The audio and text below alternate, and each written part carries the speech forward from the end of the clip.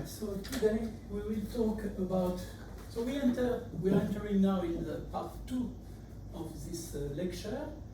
Part 1 was about function, continuity, limits, etc. Part 2 will be about differentiation in general. And today we are going to introduce first the notion of derivative. And let me start by a definition.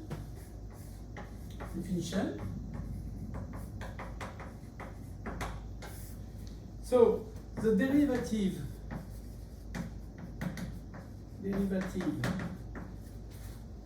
of a function f at a number a denoted f prime of a is f prime of a is defined as the limit when h goes to 0 of f of a plus h minus f of a divided by h. Or you can also setting x equal a plus h,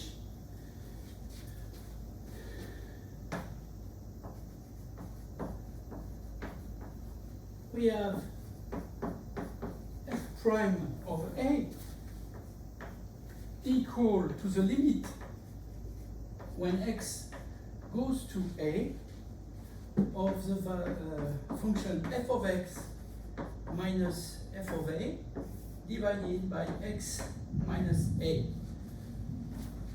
Yeah, so these two definitions are totally equivalent if you change the variable x equal a plus h. As you can see, when h goes to 0, this will go to a, right? So x goes to a when h goes to 0. So the two formulas are totally equivalent. So don't forget that derivative is always at some number, real number a. Okay, so geometric interpretation of this. So if we consider the tangent line to the curve y equal f of x at the point A with coordinates A and f of a. So what does it mean, tangent line to the curve at?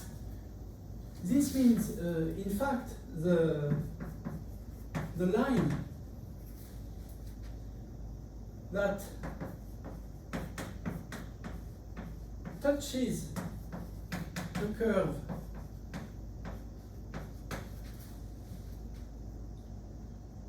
y equal f of x at the point A f of a and nowhere else near A. Okay? So that's what I mean by tangent line to some curve at some point. Okay? So basically, if we have a curve like this and we take, for example, this point, then the tangent line will be the line that touches only once near this value. Okay? This is a tangent. And if you define the tangent like this, then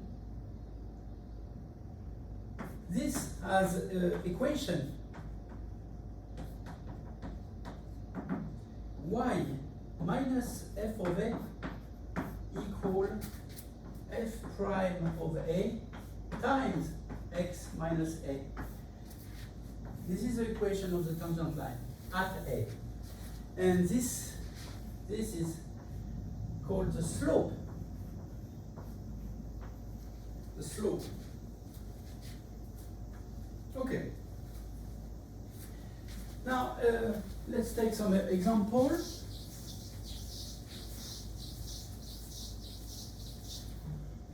So,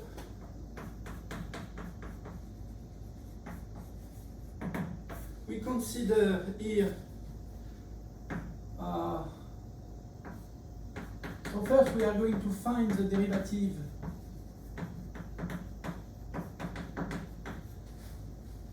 of the function f of x equal some polynomial. So here we take x squared minus 8 times x plus 9. And we study this tangent at some point. So the point will be 3 minus 6. So this is a, this is f of a. 3 times 3, 9, minus 24 plus 9 equal minus 6. Right. Okay, so, and then we will calculate the equation of the tangent line at A3. Right. So, how do we do that? So, solution. Well, we have to come back to the definition, isn't it? So the definition for now of the derivative is just to calculate some limit. So I'm going to take the first definition. According to the first definition, this is the limit when h goes to 0 of f a plus h minus f of a divided by h. Now I plug in what is f, what is a, h is a variable here. So basically I get this x must be, so this f of x is here, so f of a plus h will give basically a plus h to the square minus 8 times a plus h, okay, plus 9. This is f of a plus h, minus f of a, so minus a square minus 8a plus 9, right? Okay, so as you can see, this constant term will automatically cancel out, and I divide this by h, right? So I must calculate this limit. Okay, so I can in fact rewrite this term as you can do the calculation. I give you just the result. You will obtain something like h squared plus h times 2a minus 8, and everything divided by h. Okay, and therefore you can cancel out some h, and you will find h plus 2a minus 8. Okay, and when h goes to 0, you finally find that this limit will be equal to 2a minus 8. Right? So this was a priori f prime of a. So the final answer is 2a minus 8. Now we can write down the equation of the tangent. So the equation of the tangent therefore will be y minus 6 equal this f prime of a with a equal 3. So we find basically minus 2 times x minus 3. Here we go. Yeah, so we can simplify this further, and this is another answer is y equal minus 2x. Right. So this is the equation of our tangent. Now, we can see also the derivative as a function, okay? So, the derivative as a function, how can we do that? Well, we set f prime of x to be the limit when h goes to 0 of f of x plus h minus f of x divided by h. Okay, now as a function, obviously, so first of all, it is called the derivative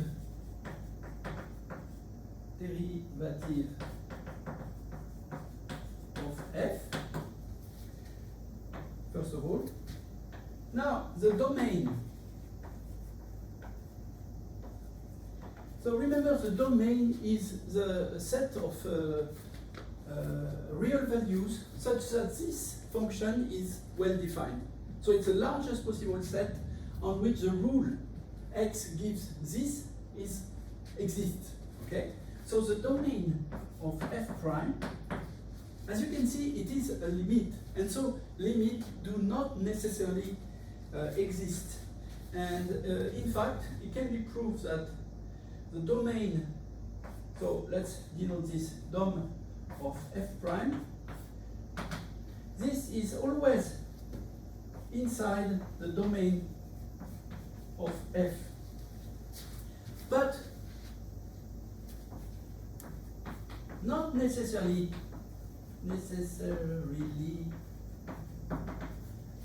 equal. Not necessarily equal. Okay. So to see that, let's take the following example. So we can consider the function f of x equal square root of x, right? Now, what is f prime of x? Well, by definition, it will be the limit when h goes to 0 of w, the square root of x plus h, sorry, minus square root of x divided by h, okay? So how do I calculate that? Well, as you remember, this is the usual trick where I complete the square here. So I'm going to multiply the numerator and denominator by square root of x plus h plus square root of x, right?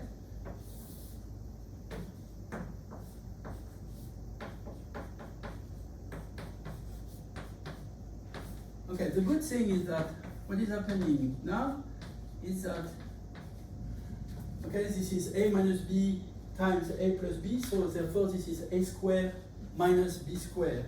And I can write this as x plus h minus x, isn't it?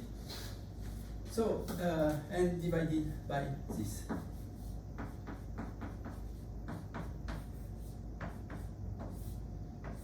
Okay? So this is just h over h times square root of x plus h plus square root of x. Okay, and now we can compute the limit when h, so h cancel out here, and when h goes to 0, this goes to 1 over 2 square root of x, right? Okay, so this is the derivative of the function square root, 1 over 2 square root of x. Now, what is the domain of f? As you can see, the domain of f, as you know, you can apply the square root rule only on, so domain of f is r greater or equal to 0, right? The real numbers that are positive or equal to 0. But what is the domain of f prime? Okay, so 1 over 2 times square root of x. Well, you see that you need the x also to be a positive real number, but the difference is that now it cannot be 0 anymore. So the domain is real number strictly greater than 0. As you can see, this is a subset of the previous set. Okay, so in general, the domain of the derivative can be smaller. That's what you have to remember. Now, we have other notations for these derivative functions. Okay, so f prime of x is sometimes denoted y prime, okay, for the reason that f of x can be denoted y, okay, and then we would denote y prime, or you can also use the so-called Leibniz notation, like this, df over dx, and yeah. Similarly, if you want to evaluate at some precise value, then you will use the notation y prime of a and df over dx evaluated at the value x equal a. Yeah, you would use this kind of notations. Okay. Now, we are going to define, as the title say, the notion of differentiation. Okay, differentiation is kind of an analog of the notion of continuity, and they are closely related, as we will see. So let me come to this point. Differentiation.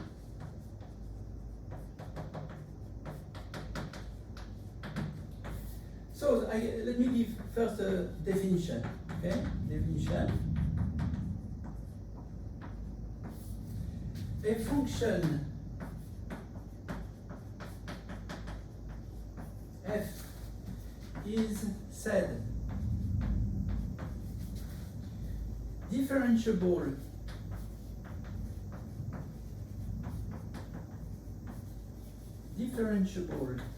at a if f prime of a exists. So you see that by definition f prime of a is a limit, and you know that the limit does not necessarily exist or can also be infinity. Okay, in both cases we say that the limit does not exist. Okay, remember, huh? And so when this exists, we will say that f is differentiable at a. So don't forget the at a, because it's at the precise value. Now, we will also say that it is differentiable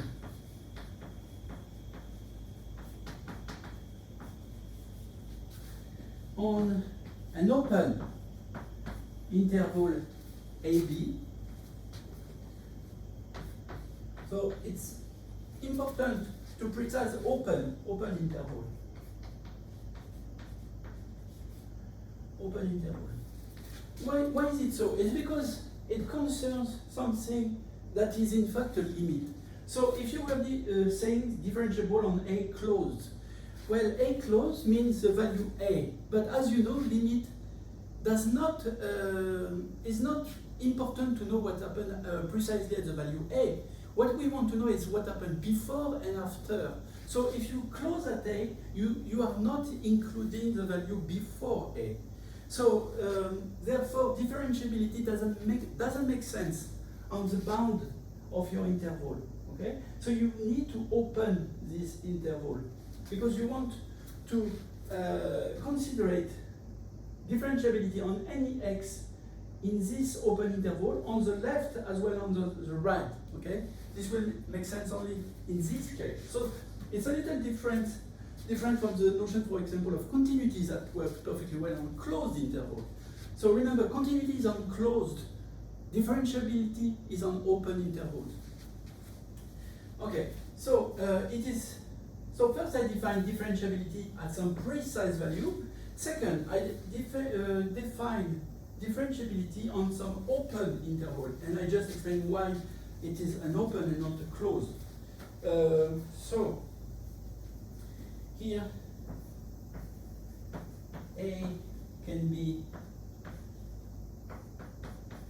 real number, but also I can have the case of plus and minus infinity. Okay? So what does it mean? It means that if it is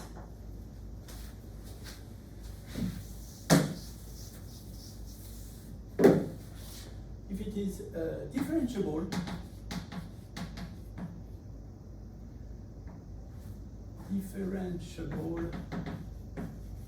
at any x in this open interval AB. Okay. Yeah, so let me again give an example, very classical. Now here we consider the function f from R to R with the rule to an x I will associate the absolute value of x. Okay. Now, what is the derivative of this? Now we need to calculate, so f prime of x will be, by definition, the limit when h goes to 0 of x plus h minus absolute value of x divided by h. So basically, if x is negative, okay, whatever, then taking h small enough, okay, we take a very small h and we take some x that is negative, then x plus h, what happened to x plus h? Well, it will be also negative. And so the thing happening is that the absolute value of x plus h minus absolute value of x becomes in this case minus x plus h minus x, isn't it? And therefore you can see that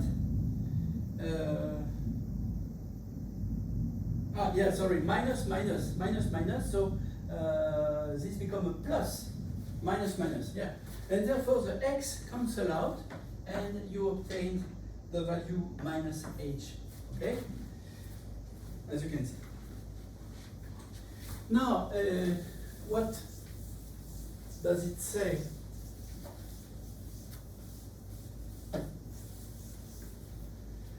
On the derivative, it says that f prime of x, this will be equal to minus 1 when x is negative, right?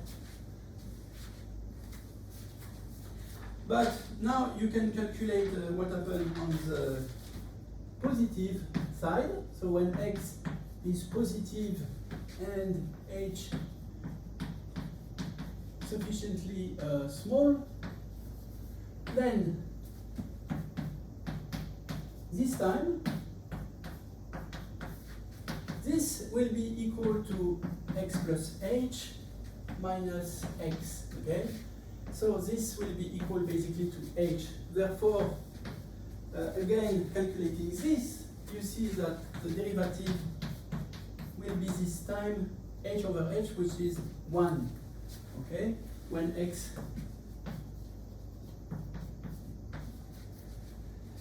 Okay, so it's, as you can see, it's a typical case. If the limit were existing, then as you know, it would be equal to the limit on the left and the limit on the right. But here, we have basically a function which has not the same limit when x approach from 0 to the left or x approach to 0 from the right, okay? So basically, f of x is not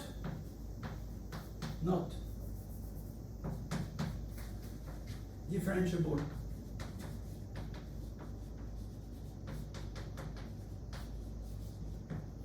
at x equal 0. It's not differentiable. Sometimes we use the word, no, it's fine. Yeah, not differentiable. This is perfectly fine. Okay. We could have seen that actually from the graph, okay? And remembering the geometric interpretation. Indeed, what is the graph of this function absolute value? Well, on the positive side, as you know, this is y equal x, so some line like this. On the negative side, y equal minus x, so something like this, okay? What is the interpretation of the derivative? The derivative is the slope of the tangent at some precise point. But what happens? So the slope, you see here, there is, the function is constant, equal to 1. So there is constant slope 1. This is fine. Or minus 1 here, okay? So this works. There is a slope. Here there is a slope, constant slope 1. But here, what happens is that on the left, you will have this tangent. On the right, you will have this tangent, okay? But you have two different slopes, okay? The slope should be unique always. When you come decide the slope, then it's not differentiable, okay? So it can be seen also from the graph of this function that absolute value is not differentiable. What do I want to say? Yeah, so this notion, differentiability, is closely related to continuity. But how is it related exactly? So, first of all, from the previous example, the one on absolute value, we can surely say that continuous at A does not imply differentiable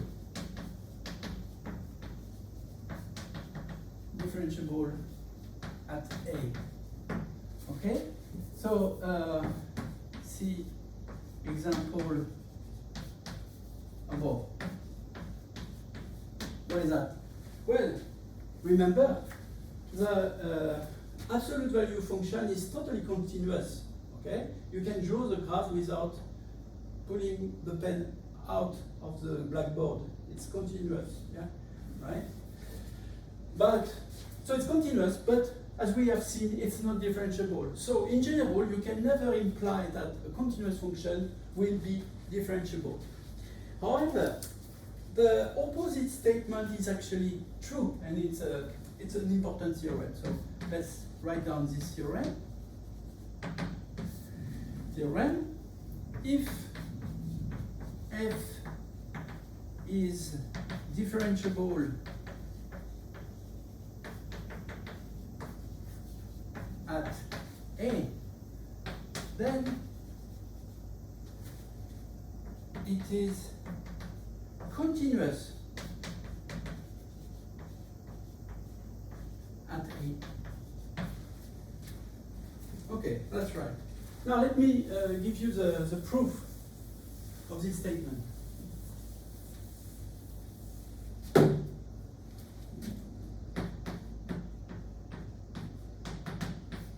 Okay, so what are the hypotheses here? We assume that the function is differentiable at A. What does it mean? Well, it means exactly the following. So we can assume that the limit, so I'm going to take this version of the differentiability, the limit when x goes to A of f of x minus f of A divided by x minus A. So to say that the function is differentiable at A means precisely that this exists. Okay, this is precisely the meaning of differentiability. Now, I'm going to show that this implies the following on the function f. So I'm going to try to calculate the limit when x goes to A of f of x. So first of all, this little a should be in the domain, okay? And remember that we are always studying differentiability at a point in an open interval, so it's something where the function is well defined, okay? So this make one of the three conditions of continuity. Remember, the point where you study continuity should belong to the domain. This is true. Second, I want to show that the limit exists, and at the end, I will show that the limit is indeed f evaluated at A. Okay, so how I show that? Well, I'm going to write this as the following. So I can see that as the limit when x goes to A of, so here I put in factor x minus A, and therefore I can write it as f of x minus f of A divided by x minus A.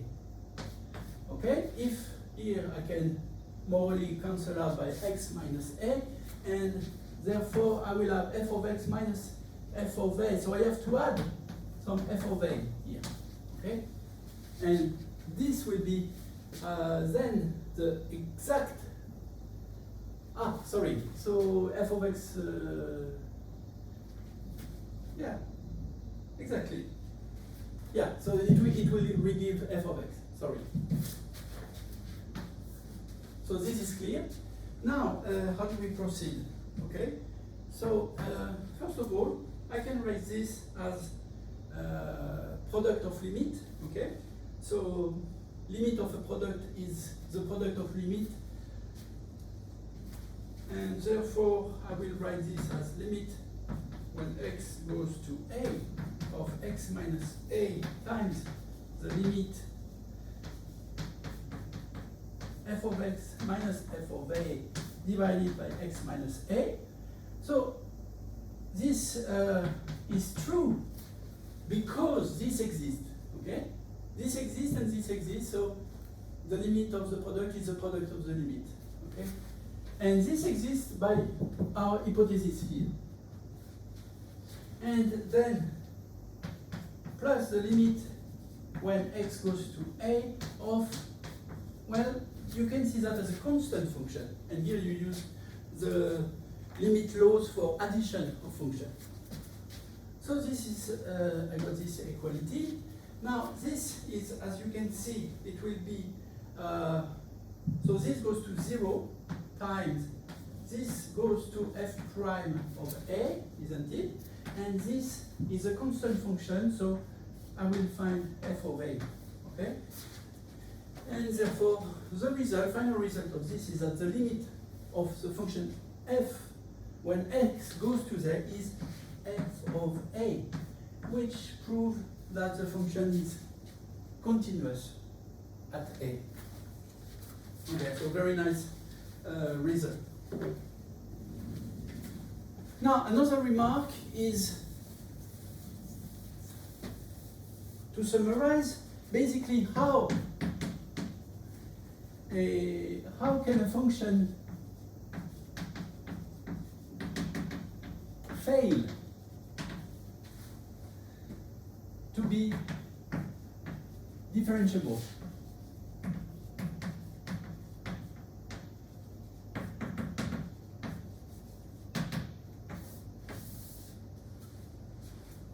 At some value A, sorry. Well, you have basically three cases. First of all, y equal f of x has no tangent at A. Okay? Because the tangent is determined by the slope, right? And if you don't have one slope but two slopes, then you don't have tangent, in fact. This is the case of the function absolute value, okay? So when the limit does not exist, this is one case where the function can definitely not be differentiable. Now, another case where it certainly cannot be differentiable is if f is not continuous.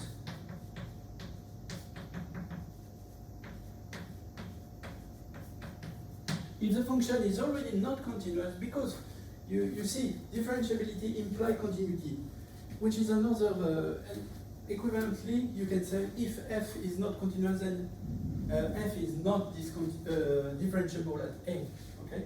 So if f is not continuous at A, then definitely the function will not be differentiable at A. And so this is not the case of the absolute value. This is continuous. So, but you know many functions that are not continuous, and then you can always deduce that they won't be differentiable. A third case is that when this limit,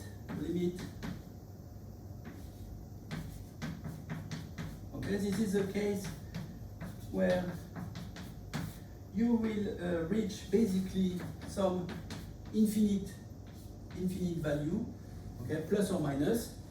Then in such case, you can say that you have an infinite slope, right? So what does it mean, infinite slope? It means that the tangent is vertical. Tangent is vertical.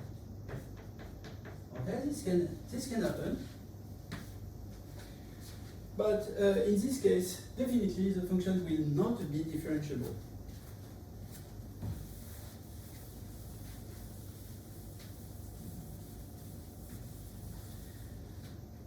Okay, so as we can see, when you have a function, you can always consider is a derivative function, okay, f prime of x. But therefore, f prime of x being a function with a domain, it's true, that will be possibly of smaller domain, then you can reapply derivative. And then considering it as a function, again differentiate this function, etc., etc. Okay, so we have the notion of higher derivatives.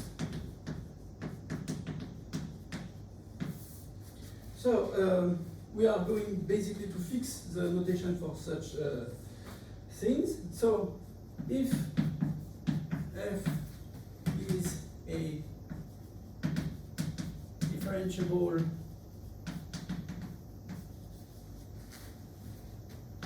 function,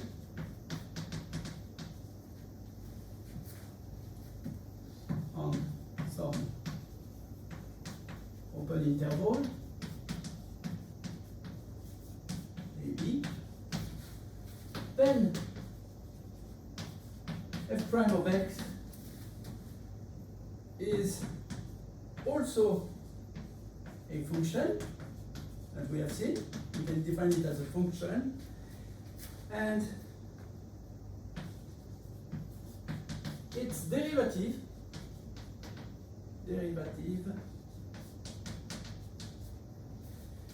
is denoted f second or prime second derivative f prime of x, or you can also denote it f, and then you will put a small 2 in exponent and between brackets. Okay, so it's not a square, you don't forget the bracket. This will mean second derivative. Okay.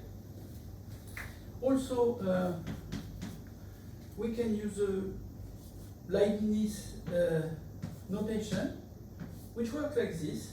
You will, okay, so you will do a d like derivative to the square of f. You derive twice f divided by dx squared. Okay, this is just a notation. And more generally, okay, you can do that twice, but you can do that n times.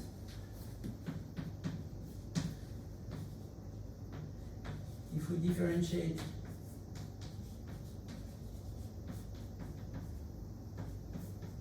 n times,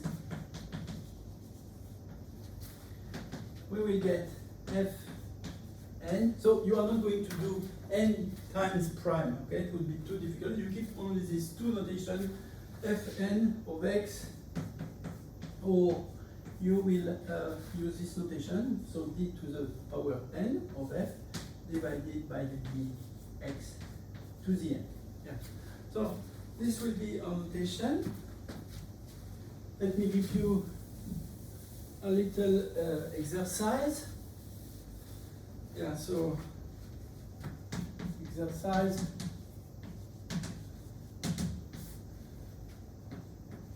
Calculate the derivatives,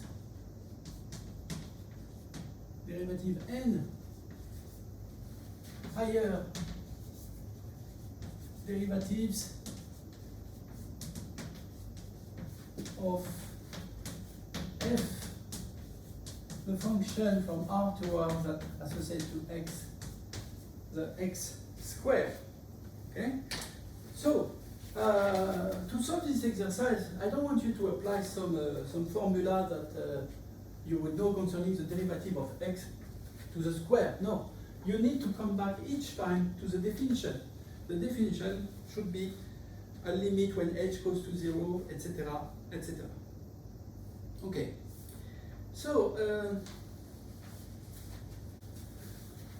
so I will stop here for today, and next time we will see the basic rule to calculate the different derivative formula. Thank you.